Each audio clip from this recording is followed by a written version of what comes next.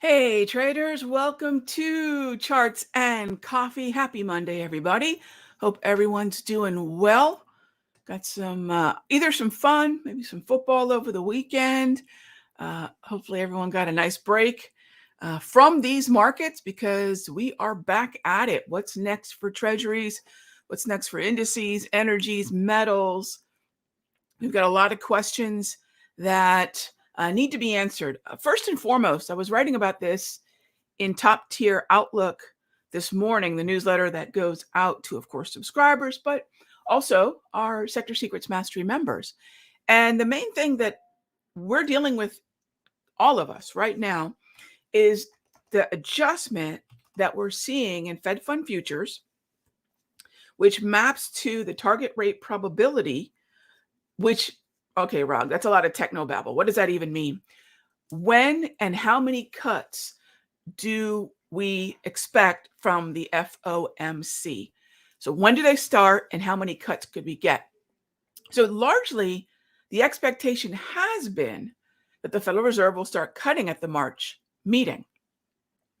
And now the expectations are kind of they're neck and neck for a hold for the March 20 meeting. So now we have this notion that not only can we still get cuts, but we might see them a little bit more aggressive starting in May. Now, there's a lot of data. We have the PCE on Friday.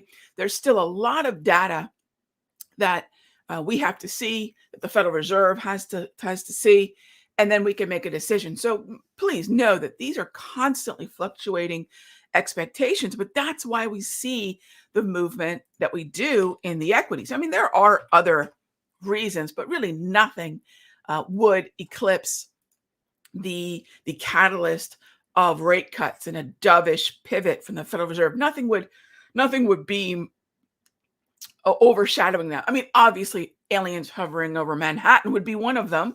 We just call Will Smith, no? So, aside from Independence Day type scenarios, we are seeing higher highs in equities. Now, this is absolutely in line with the late Q3, early Q4 analysis that we had in Top Tier Outlook, following the trends that we see, not think, right? Staying objective. Trade what we see, not what we think. What's the difference? Look, gang, if anyone's going to throw words like recession, inverted yield curve at you, these are the same bozos that started this last year that probably cost a lot of folks money by thinking, oh my gosh, we're going to crash, or oh my gosh, the markets are going to be heading lower. And that's not been the case. When we stop trading what we see and start thinking about things, we forget that, oh gosh, the Nasdaq is at all-time highs, the S&P is in hot pursuit. So that brings up, as long as tech and financials remain strong, tough not to bet on the long side of both those indices. And the more healthcare starts to participate, this is probably the lone corner of sector rotation that has persisted, meaning a laggard from 2023 saw some strength in early 2024 and is now participating with a lot of the strength we're seeing already established in semiconductors, technology, and communications. Be careful with consumer discretionary because it has a little dumpster fire called Tesla in it. I know, Rog, you hate Tesla. I do. I don't like trading the stock. And I really would say so because it doesn't track with the sector or the indices that it's in. Be careful trading stocks that you like over stocks that have the structure that have earned your attention and your money. But within consumer discretionary, Amazon continues to remain strong. So when you see consumer discretionary as a sector lagging, there's a reason. Amazon's very, very strong. And we kind of have a theory. Amazon, hamburgers, and lumber, right? That's really still what's making consumer discretionary work. AMZN, MCD, LOW, keep an eye on the HD, Home Depot, keep an eye on those stocks. All right, gang, so that is what's going on. let's take a look at whatever questions are on your mind. As always, questions are the best part of our show, and phone lines are open for your request.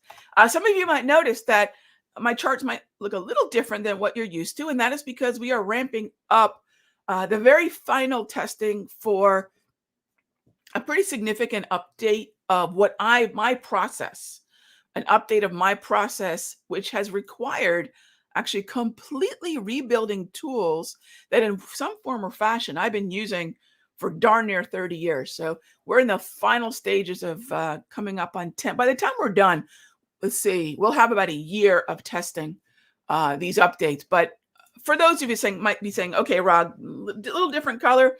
Green is still bullish. Red is still bearish. Yellow is neutral. And the multi-trend is that minty green is bullish. That maroon is bearish. And the gray, which I love, it disappears. The gray is neutral. And SMH is the question. Hey there, Java. What do I think of SMH? Buying a top or get on the train? Buying a top? No. Get on the train on a pullback. Yeah, I never buy into higher highs. There are plenty of other places that make a lot more sense for the benefit of follow through, as well as controlling risk. I mean, there's probably been, let's see, 1, 2, 3, 4, 5, 6 different levels, even 7 if you consider the low back on the 19th. So no, I never buy a top. No, I don't hate my money, and I'm pretty sure you don't either, my friend. Okay, so next, and by the way, let me show you all something. Wait a minute, Rog. You don't like Momo? We haven't given a name. All right, Momo chasers, FOMO, Momo, bozos. Don't be that, right? Think of little clown nose. When does it make sense to look for breakouts in neutral environments where we have momentum? And I don't like breakouts as a general rule. I know we need them, but there are better places to position ourselves. So for example, the 18th was, we could argue, a breakout. It's a breakout from the previous highs. It was a breakout from Darvis resistance. So that's 18th, gap up. That's chasing, right? I imagine, a little Jack Russell running after the big yellow school bus. However, before that, 1, 2, 3, 4, 5, 6 different levels from which we could buy support and take advantage of the breakout. So let me ask you, everyone, are you paying less for the call when price is trading down to support in an overall bullish environment, or are you paying less for the call when it's breaking out? And you might say, well, Rob, what's it matter? I mean, if it's going higher, who cares what I'm paying? Risk is part of what you pay, right? So what you pay for that option, especially in a world of folks using max debit, which, by the way, don't do it. It seldom makes sense to risk everything. You're going to know you're wrong before you let the option go to zero, right? Or I guess if running into a wall is the same thing as hitting the brakes, yeah, go for it. But other than that, remember, what we pay for an option is a big part of our risk. So why not be a little bit more tactical about it? So that's what we have here on SMH. All right. Next up is, have I re-anchored? Hey there, Captain Jane. Yes, Friday during the Ask Me Anything session, we went ahead and re-anchored Captain Jane. Yes, and it's in the notes. And we went ahead and re-anchored not just our anchored VWAP on the daily time frame, but also our V score on the daily as well. All right, thanks for the question. Richard asked, what are my thoughts on AAP? AAP? Advanced Auto Parts? For a swing, daily time frame, green trend, green momentum. All right, green trend, green momentum. That's definitely the environment we want to focus on the long side. And then I would just basically buy a dip, probably 2 places. One, with a green trend, green momentum, the wave is valid. That's our mean reversion setup. Or look at this gorgeous automated Darvis sitting at about $59.50. So somewhere between 60 and 59.5 would be an aggressive level to buy Advanced Auto Parts, AAP, for a pullback buy. And that's valid, buy the dip, pullback buy, in the context of this fairly fresh uptrend. But look, one thing we can notice is it's been trying to go to an uptrend, as you can see, since the end of last year. So that's good stuff. All right, next up is David asks, is this a good place to enter long on MDB on the daily time frame? It's in the wave neutral. All right, so MDB, this is a very choppy stock, right? When we take a look at what's going on here on MDB. So there's a lot of volatility here. I would not consider it a trend. Yeah, so it's definitely, it's in the wave, but if it's a neutral trend, the wave doesn't matter, David. Remember, the wave in any moving average, for that matter, with the sole exception of the 200 exponential, moving averages in chop are not our go-to, right? If we're reaching into our golf bag for the club that's for the shot, right? It's not going to be a moving average club. So think about that. And then I would focus in a gray zone.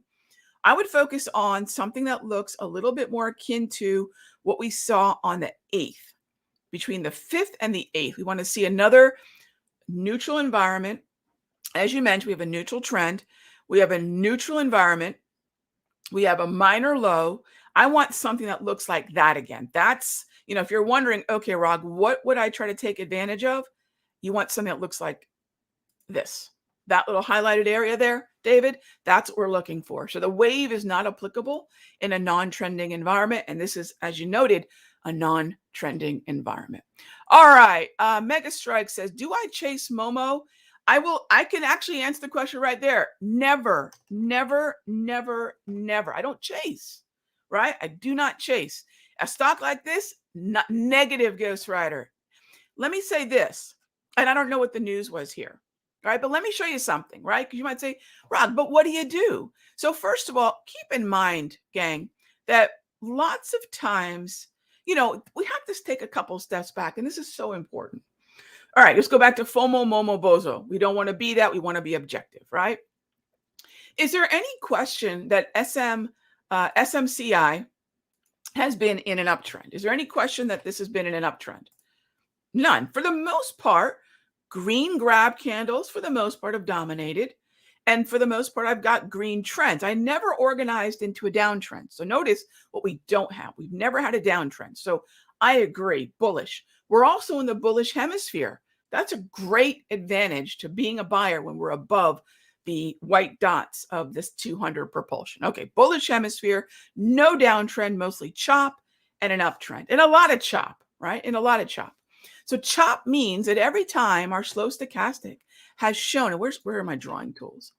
I'm going to show you right now, gang, how to manage something like this far before this. And it really does mean two different things. One, the day it does this can't be the day it's on our radar. What happens on a day like this? Oh, everyone's talking about the stock. It's on television or whatever else. That's not trading, gang, right? That's not trading. Trading is SMCI's on your radar for any number of reasons. Maybe you're keeping an eye on the sector. Maybe you like the stock. It's above the 200. There's lots of things that would qualify this for your attention long before a nearly 80-point move, 90-point move, right? So this is not the candle that we want to get our attention. That's the first thing. The second thing is, in a choppy environment, oversold stochastics, you can see here, I want to be a buyer, right? We're in the bullish hemisphere. So oversold stochastics are going to be great ways to enter long. We acknowledge the chop. We know that no one indicator is going to navigate the entire marketplace for us, the symbols, the different trends, right? Any more than one golf club is going to get us through the entire course, right? You could, right? No one tell me, but Rob, you could, but you don't want to, right? So then the next thing I think that's really worth mentioning is on right here, the 10th. This turned into an uptrend. So look at all the things that preceded, this candle.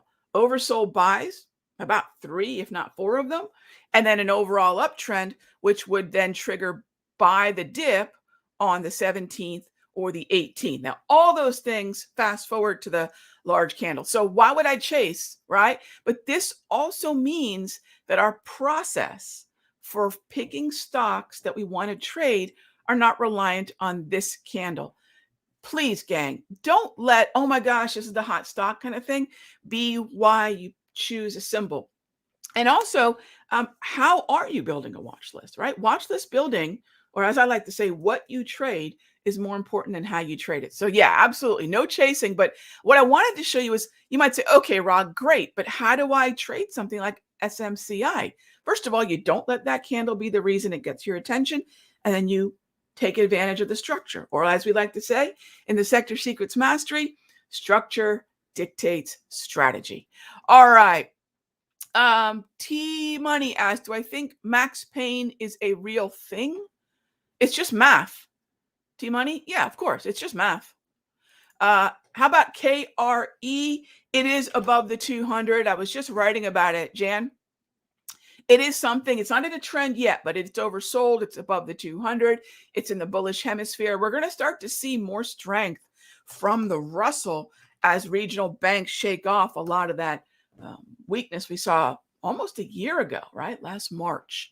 All right. Now, one of the things I love is if we have strength in KRE, but we have maybe a trend in IWM or the Russell, right? If we can end up with a trend there, great. We don't have a trend, but both of them are oversold. Take a look at the Russell. I like when they're both moving together, but I'll take one other step. I like when the Dow and financials are moving together. And I like when Dow, the big banks, the Russell, and regional banks are moving together, because that shows broader interest in the financial center, big and small banks alike. And I have found that my success in trading the Russell is usually better when it looks like the Dow, because the number one weighted sector in the Dow are big banks. The number one weighted sector in the Russell are regional banks. And when all four of those, Dow, Russell, XLF, and KRE are moving together, it tends to feed most definitely each other. So I do like that scenario. Now, are there better places to look? Yes. I mean, I don't want to be short anywhere, but I would like to prioritize tech, communication, financials, and healthcare. And those four sectors are disproportionately, when you understand sector weighting, when you understand high concentration weighting, those four sectors, again, XLK, XLC, XLF, XLV. So tech, communications, financials, healthcare. Those disproportionately benefit the S&P and the NASDAQ. And so that's where, I'm all for looking at Russell or KRE, but right now there are better places to be bullish, not only because buy the dip is going to possibly give us more follow through, but buy the dip is likely going to be more supported. What is buy the dip? Buy the dip is let price within the context of a trend or bullishness pull back to support. What is support, gang? Right? We can call it lots of things. It's a floor. It can be buyers. It has to be buyers. Buyers bring what? So at a floor, we typically have buyers, and buyers create what? They create demand, right? So support, floor, buyers, buying, demand, they're all the same thing. Yes. And that's what we're looking for. And that's where, when you see the analysis that I've been sharing over at the Simpler Trading YouTube channel, in fact, this would be Friday's video, I got into a lot of detail about the daily price movement range and why volatility-based support levels are fantastic automated support and resistance zones in this environment, and like we'll continue to be, because volatility is very much a part of what we are all dealing with. And then breakouts, right? We had a few questions about momentum. How do we take advantage of breakouts? And I got into a lot more detail about that in this video. This is from Friday. This is breakout setting up and where I'm looking for breakouts. So check that out. We posted that on Friday. And I'll make sure I get back and answer some more of those questions. But yeah, do check that out, and you'll see how I'm putting those pieces together in places like crude. And I talked about some Meta. Let's see. I talked about gold. We talked about a lot here. So we talked about trending environments. Yeah. So check that out. I think a lot of you will find that super, super helpful. And if XLF is going to continue higher, if KRE is going to continue higher, look, that's going to help the S&P. That could eventually help the Russell and the Dow, but let's focus on those top 4 sectors. I think we're going to be far better off for doing so. All right, gang, as always, thanks so much for being here for charts. And I got my simpler coffee mug today. It's keeping my coffee pretty warm. All right. Thanks for joining me for Charts and Coffee. And I will see you tomorrow. Same time, same station. Be good to each other, gang.